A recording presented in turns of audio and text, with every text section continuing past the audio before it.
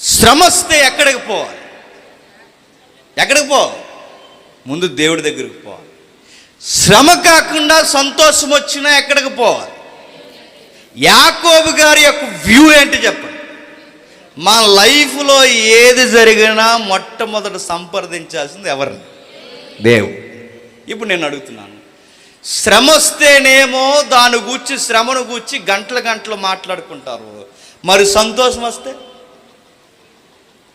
రెస్టారెంట్కి పోతారు. మీరు కావాలంటే చూడండి, బాగా లైఫ్ మంచి ఖుషీగా ఉందనుకోండి, జాయింట్ బిర్యానీలు ఇంట్లో ఎక్కారు.